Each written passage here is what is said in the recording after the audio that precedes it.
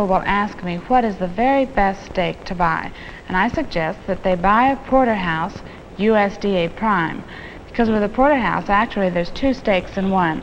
If you were to cut out the small round section, the tenderloin, you'd have a filet mignon. Then this larger loin-eye portion, if you cut that away from the bone, it would be a loin strip steak. Some places call it a New York strip steak or a Kansas City strip steak. Then another steak that's certainly nice for family meals or when you're entertaining, because it's a nice large size steak, is this one, a flat bone sirloin. And this long flat bone, this is the most tender of all your sirloin steaks. You'll notice that this is cut thick, a good 1.5 inches thick. And I'd like to suggest that in buying steaks, any steak that you buy, if you'll have it cut at least 1 inch in thickness, you'll get much better results in cooking. And of course, with this steak being USDA Choice, a high quality grade, it can be broiled or pan broiled. So we'll just put it on the broiler pan, ready to go in the broiler. And whenever you're handling meat or handling steaks, be sure to use tongs so that you don't puncture the meat. Because in using tongs to handle the meat, treat it with tender, loving care. Now another steak that's delicious for broiling or for cooking outdoors is a beef ribeye steak. This has a well-developed flavor. Also, you'll notice that this is cut about 1.5 inches thick. These are nice boneless steaks for broiling, or as I said, for cooking out of doors. Now for economy, you might like to try a blade chuck steak, such as this one. This is good for broiling or cooking on the outdoor grill if it's prime or choice. Or another economical cut is this full cut round steak. And the round steak has several different sections, all of which can be prepared in different ways.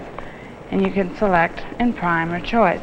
Now here's a booklet entitled How to Buy Beef Steaks, which illustrates for you all of the popular retail cuts as you see them in the meat counter, all the popular steaks, some of the ones I've been talking about, others included.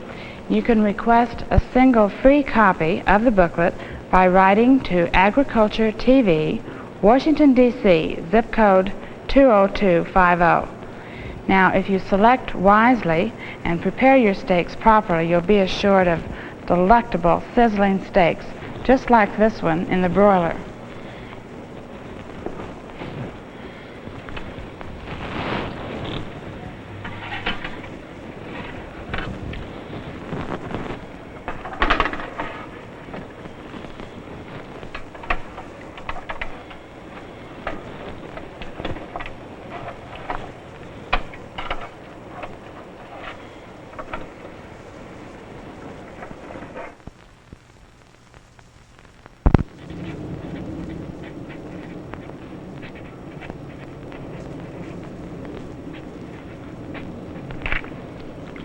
If you've considered buying meat in quantity to stock your home freezer, you might have had a few questions along the way.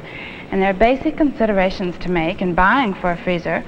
For example, the amount of freezer space that you have available, then the amount of meat that your family can use within a reasonable period of time, the type of meat cuts and quality of meat that your family prefers, and also the amount of money that you can spend all at one time. Now, in addition to these basic considerations, there are several different ways to buy, or alternatives in buying. You can buy in carcass form, like a whole side of beef, and a good rule of thumb to follow here is that if you buy an entire side, like this, you'll get 25% steaks, 25% roast, 25% stewing beef and grinding beef, and 25% waste, bone and fat. So there's all of that to take into account.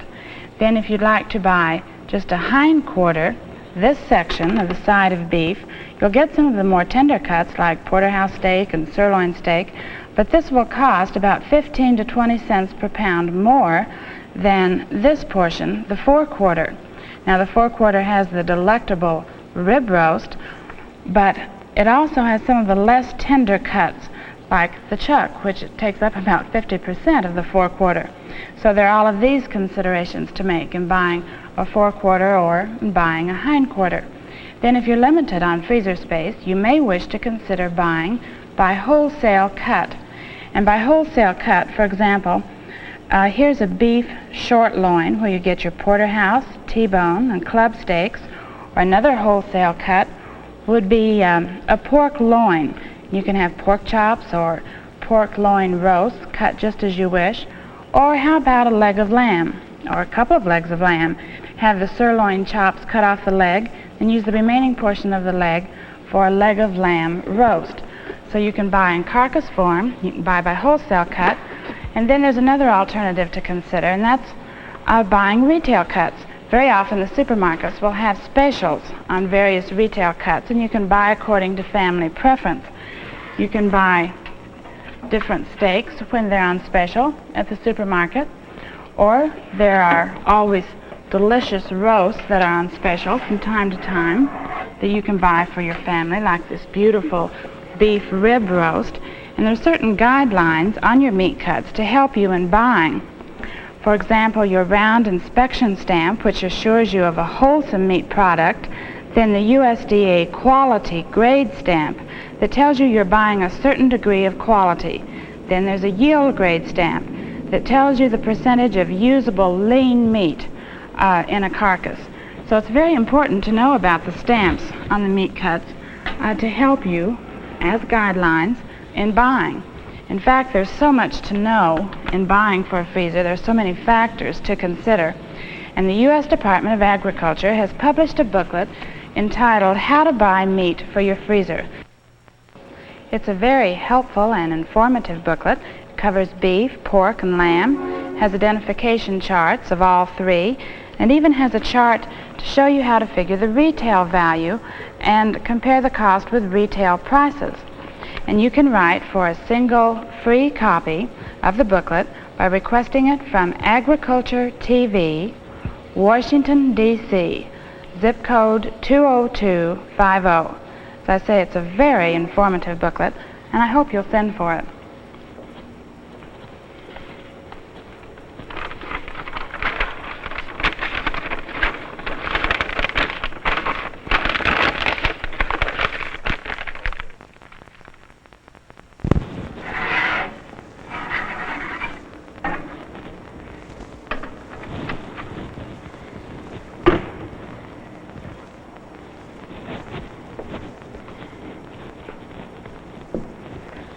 Buying meat is an important job for any homemaker. You know, we spend about 25 cents out of every food dollar for meat, so it's very important from that standpoint. Also, meat is a food that we all like, especially when it's tender and juicy and flavorful. And whenever you're buying meat to prepare a beautiful entree such as this, it's important that you know about two things in particular, about the meat quality, and then it's important that you know about the cut of meat that you buy. Now, to talk first about quality, there are the USDA grades for meat to help you in buying. This roast is graded USDA choice, and you can see the little purple shield-shaped grade stamp on the outside fat covering. This tells you that you're buying a certain degree of quality. Also, it assures you of buying consistent quality, because this rib roast is going to be just as tender and juicy and flavorful if you buy it today or if you buy it 2 weeks from now, when you buy by quality grade. So the grade stamps, or the grades, are there to help you in selecting. Now, these are the top 3 grades that you'll find most often in today's supermarket. The top quality grade, USDA Prime, and then this one, which is the most popular and one which you're most familiar with, USDA Choice. You'll find this all over the country in today's meat counter. And the third quality grade, USDA Good. And very often, a store will offer 2 grades. If you were going to buy a beef roast to prepare as a pot roast, you went in the store and there was USDA Choice and USDA Good available. And this one being a USDA Choice blade chuck roast, and this roast being a USDA Good blade chuck roast. And this one's selling for a few cents less per pound than this. Now, if you're going to prepare it as a pot roast, why not buy the USDA Good for a few cents per pound less? Because the way you cook it, cooking it slowly and adding liquid, you're going to tenderize it the way you cook it. So it's to your advantage to choose the grade according to how you're going to cook the particular cut that you select. So the grades do help in buying, you see. Now, meat grading is strictly voluntary. It's a service that's provided by the U.S. Department of Agriculture, and it's provided by the request of meat packers and others who pay a fee for the service. And a specially trained federal meat grader judges the quality of the meat and then rolls the purple shield-shaped grade stamp all along the back side of a carcass and across the shoulder and up the brisket, and he rolls the grade stamp this way so that it appears on the outside fat covering of your retail cuts. Now, this roast, you can see the purple shield-shaped grade stamp on the outside fat covering of the roast, and this is what tells you the quality of meat that you're buying. So I say it represents a certain degree of quality and also assures you of consistent quality. Now, not all meat is graded. Only beef and calf and veal and lamb are graded for quality. Pork is not graded.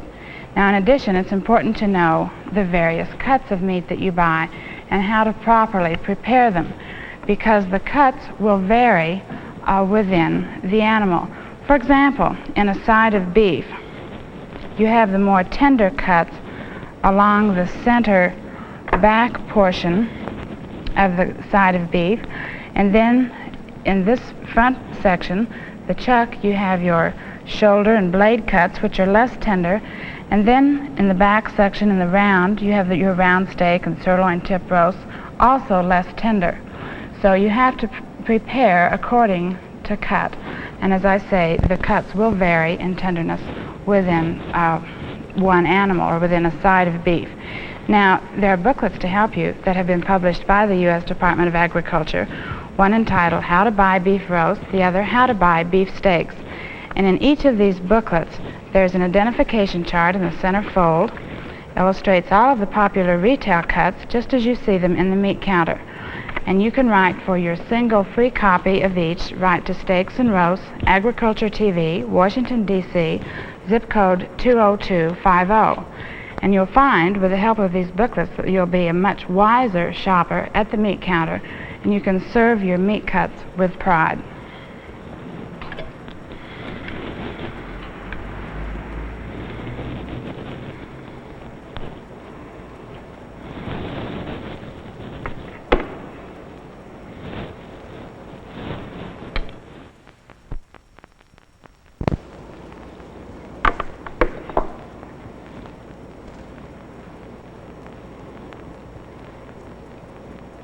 A beautiful, delectable beef rib roast. This is certainly suitable for special family dinners or special dinner guests, and this particular roast has a quality grade of USDA choice. So it has a high degree of quality, and it's a very tender cut of beef, and it can be prepared by oven roasting, the dry heat method of cookery. You simply place the roast in a shallow roasting pan like this, set it on the rib bones. You see these rib bones form a natural rack on the underside, and then insert your meat thermometer in the very center of the lean, because it's this meat thermometer that assures you of getting the desired degree of doneness. And now it's ready to go in the oven. And we'll put the roast in the oven at a temperature of 325 degrees. And whether you're cooking a beef rib roast like this one, or any roast, a pork roast, a leg of lamb roast, a beef chuck roast, if you'll cook your meat at a lower oven temperature, you'll get much better results in cooking. Also, if you use a meat thermometer for all of your roasts, then you'll always be assured of getting the desired degree of doneness. Now, I mentioned that rib roast was USDA choice. Well, the very top quality grade is this one, USDA Prime. And the little shield-shaped grade stamp on the outside fat covering tells you that it's USDA Prime. The letters USDA and the grade name. And you see, with Prime, there's an abundant amount of marbling in the lean meat. And this is the very best in beef quality. Then the next quality grade is this one, USDA Choice.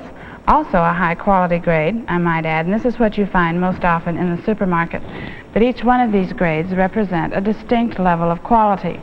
Now another roast that's certainly good for family meals, another delectable beef roast, is a blade chuck. And this blade chuck roast is also USDA choice, and in the top 3 grades, this can be oven roasted or prepared by the dry heat method of cookery, like your rib roast. So this roast we would place on a rack in a shallow roasting pan, and then insert the meat thermometer in the very center of the lean portion of the roast. Put it in the oven at 325 degrees, same temperature as the rib roast. Now for more economical meals, perhaps you'd like to serve your family a fresh beef brisket, such as this one, also graded USDA choice, or perhaps a shoulder arm roast. Both of these cuts have a high percentage of lean meat, small amount of bone, small amount of outside fat, but being a less tender cut, the shoulder arm, for example, should be prepared by the moist heat method of cookery.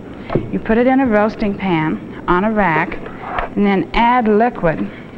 And the liquid that you add, you can use water, you can use various vegetable juices or fruit juices, and after you add the liquid, you simply put a cover on the roasting pan, put it in your oven at 300 to 325 degrees. And this is pot roasting a less tender cut of beef. Now another beef roast that's certainly good for family meals is this beautiful sirloin tip roast. It has a lot of good lean meat. It's also graded USDA choice. This is sometimes called a loin end roast or a round end roast, but this is another one that's certainly good for family meals. I've only mentioned a few of the many popular beef roasts here today, but you may want to study more of them in this booklet that's been put out by the U.S. Department of Agriculture entitled How to Buy Beef Roasts. The booklet has an identification chart in the center fold. It also has illustrations of all the popular retail cuts, just as you see them in the meat counter. Now you can write for a single free copy of the booklet by requesting it from Agriculture TV, Washington, D.C., zip code 20250. Then the next time you go to the meat counter, be sure you look for the purple shield-shaped grade stamp on the meat that you buy as your assurance of quality.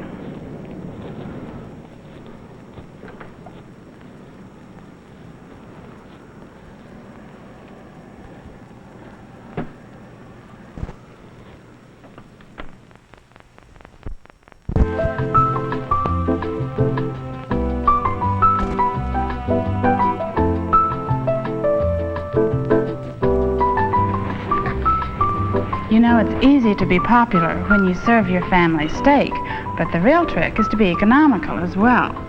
That may sound a little bit contradictory, but it can be done, and it can certainly be done with this versatile cut, this first cut of the blade chuck roast. Now, this is a very popular cut of beef among American consumers, and many families like it prepared as a pot roast. And in preparing it as a pot roast, that means cooking it with moist heat, adding vegetables as it's cooking, the vegetables that you like. But this is a very versatile cut and can certainly be used in different ways.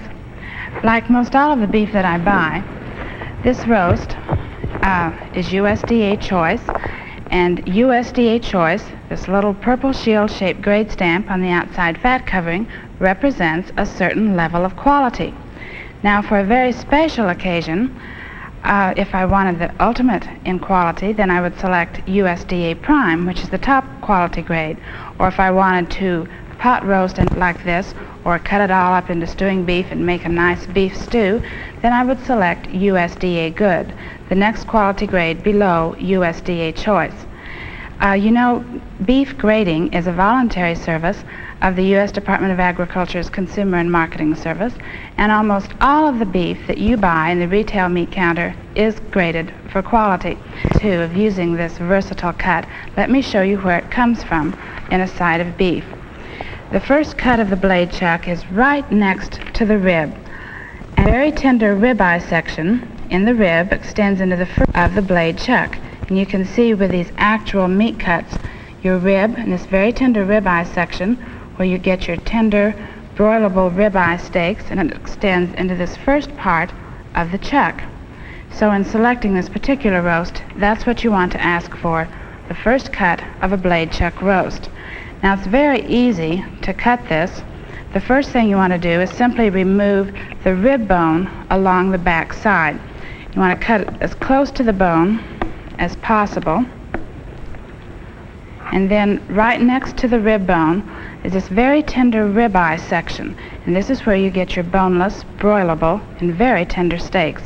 Follow the natural seam and take out this very tender part.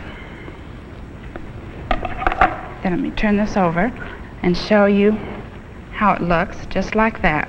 Then you simply cut it in two for two thick, broilable, very tender ribeye steaks.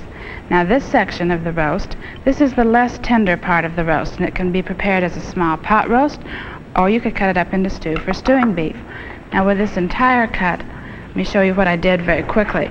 Took away the rib bone, cutting as close to the bone as possible, then following the natural seam, cut out the very tender ribeye section. Then this less tender part, this can be used for stewing beef or as a small pot roast. Now if you'd like more information on the how-to of using this versatile cut or other cuts of beef, why not write for this very convenient booklet, How to Buy Beef Steaks, and its companion, How to Buy Beef Roasts. Simply write to Agriculture TV, Washington, D.C., zip code 20250. So the next time you're shopping to please your family, you can also shop to please your pocketbook by buying this very versatile cut of the blade chuck roast, and then you can enjoy good eating.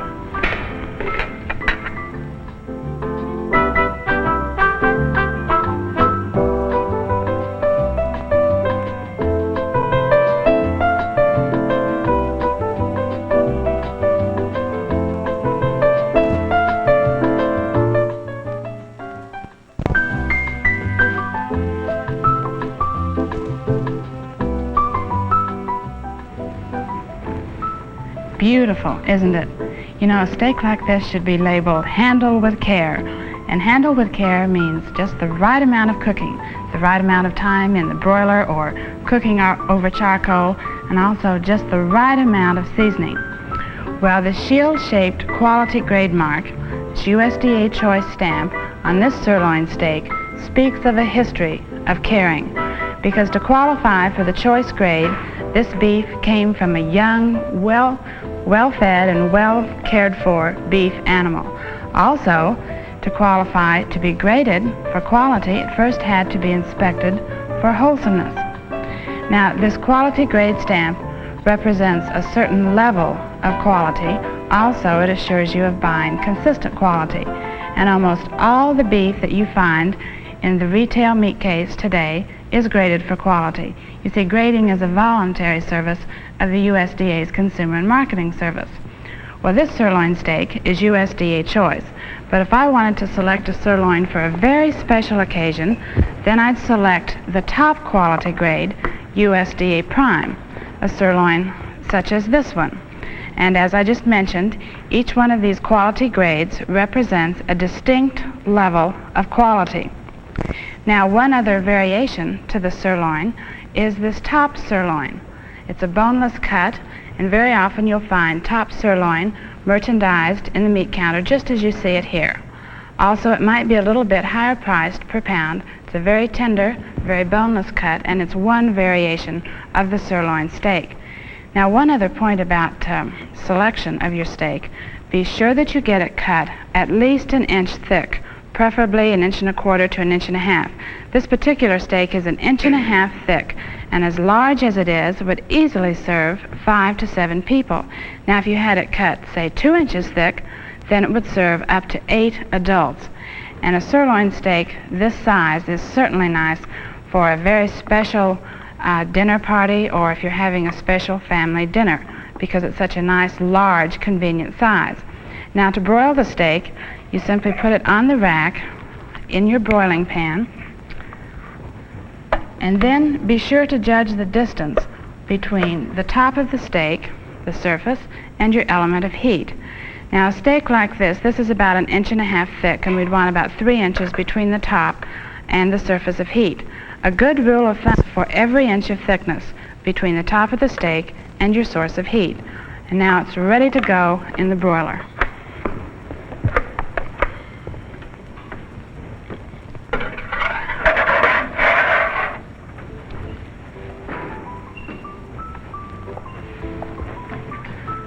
The sirloin is only one of many tender and delicious steaks for broiling, and if you'd like more information on selecting and preparing these steaks, write for the convenient booklet, How to Buy Beef Steaks. Simply write to Agriculture TV, Washington, D.C., zip code 20250. Now, after that steak is cooked, and of course seasoned after cooking, then you want to garnish it properly. Make it very, very attractive. And in this suggestion on serving, since there are several different sections to the sirloin, why not slice it in thin diagonal slices like this, and then serve a slice from the various sections to the people whom you're serving. And then always remember, steak time is pleasure time.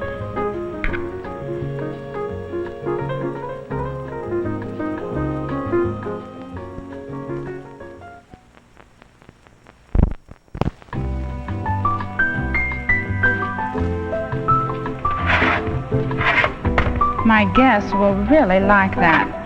A nice thick steak, sirloin steak, broiled to perfection. You know, you can hardly go wrong any time with any cut of steak. But there are other cuts of steak that are certainly delectable for broiling, such as a porterhouse steak, or a nice thick T-bone steak, or a rib steak, the boneless ribeye. And then, of course, you have a strip loin steak or a nice filet mignon. There are all sorts of wonderful, broilable, very tender steaks, and also very good for cooking over charcoal. In selecting these steaks, quality is very, very important. And you have 3 quality grades to select from. USDA Prime, the very top of the line, the ultimate in quality, then USDA Choice, which you find most often in the meat case of your supermarket, and the third, USDA Good. And each one of these represents a distinct level of quality. And in buying by quality grade, of course, you're assured of consistent quality. Also, all the meat that is graded in the supermarket, this is done by voluntary service of the U.S. Department of Agriculture. So not all beef is graded. Now let's look at all of these beautiful steaks, such as this porterhouse. You know, very often people ask me, what is the best steak to buy? And I suggest a porterhouse because really they're 2 steaks in one. The small round section, the tenderloin, and then if you were to cut away the larger portion, you'd have a strip steak. And let me show you like this. If you were to cut away the small round part, your filet mignon, the tenderloin, and take away this larger part, cut it away from the bone, a nice boneless strip steak. And of course, both very, very tender for broiling. Now, just a note of interest on the porterhouse steak. You know, back in the New York of the 1800s, there was a Mr. Martin Morrison who had a restaurant called Porterhouse. And at his restaurant, he served porter, a dark brown beer, and then he highlighted his menu with a delicious, delectable beefsteak, which New Yorkers associated with the name Porterhouse. So the name stuck, and that's how we know porterhouse steak today. Now, very closely related to the porterhouse is the T-bone steak. And the main difference between a T-bone steak and the porterhouse is the size of the tenderloin. It's much smaller in the T-bone, but you have the same shape of bone. Then also in the same family of steaks is the club steak. The tenderloin has disappeared, and you have this very large, tender loin section. This is a nice individual size steak for broiling. Then a sirloin steak, such as I'm cooking right now, this is a convenient large size for serving several people for a special family occasion or dinner guests. Then if your family likes a rib roast, they'll certainly like rib steak. If this were 2 ribs thick, it would be a roast. This is only 1 rib in thickness, certainly very tender for broiling or cooking over charcoal. And then the boneless ribeye steak, also perfect for broiling or cooking outdoors. So you really have quite a selection to make in selecting any of these delectable steaks. Well, let's take a look at the sirloin and see how it's doing. Just beautiful. And if you'd like more information on the sirloin or any of these steaks that I've been talking about, I'd suggest you write for this convenient booklet entitled How to Buy Beef Steaks. And you can obtain it by writing to Agriculture TV, Washington, D.C., zip code 20250. And in selecting the just right steak for your special occasion, remember that steak time is pleasure time.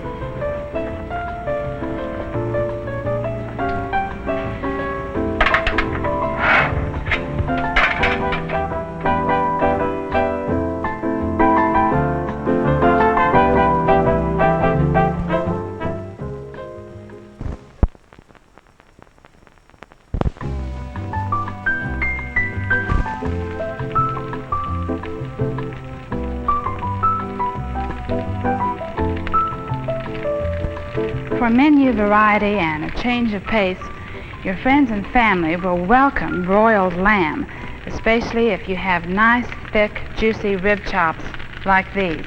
You know, lamb is a pleasure to serve anytime, and anytime could be breakfast, lunch, or dinner. Wouldn't these nice, thick rib chops be good for a hearty, high-protein-filled breakfast with such favorites as baked eggs, hot English muffins, and maybe orange marmalade? Now, all of the lamb cuts are very, very tender, and they're all suitable for broiling, for roasting, or pan broiling, as I'm doing with these rib chops. These rib chops are USDA choice in quality, and in buying by quality grade, you are assured of buying consistent quality. Or USDA Prime, the top of the line, assures you of the ultimate in quality. In buying by quality grade, remember you're assured of consistent quality and also buying high quality. Now, not all lamb is graded, since grading is a voluntary service of the U.S. Department of Agriculture. Now, in selecting lamb, it's important also to select nice, thick cuts, at least 1 1/4 or 1 1/2 inches thick. Those rib chops that I'm cooking are 1 1/2 inches in thickness. Well, you have such an array of lamb cuts to select from also, all tender for broiling, roasting, or pan broiling, such as lamb arm chops or lamb blade chops. Then other favorites include these lamb rib chops, such as I'm cooking now, or favorites such as lamb loin chops, sirloin chops, also leg steaks.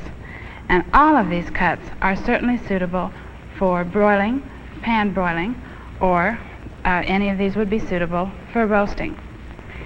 Now, for an economy suggestion, let me suggest a leg of lamb.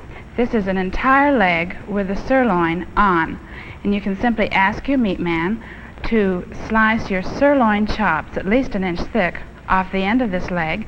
Then you can use the remainder of the leg and prepare it as a roast. Of course, if it's USDA Prime or Choice, it would certainly be suitable for roasting. But this is a good economy cut because you can get your sirloin chops, then use the remaining portion of the leg for a roast. Now, for serving lamb, it's important to select garnishes that complement the natural, delicate flavor of lamb. Mint or mint jelly certainly complements lamb. Also, some of your tart jellies like cranberry or can select according to your taste. And of course, it's always important to make any cut of meat that when you're ready to serve it, to make it very, very attractive and select the garnishes that complement the cut.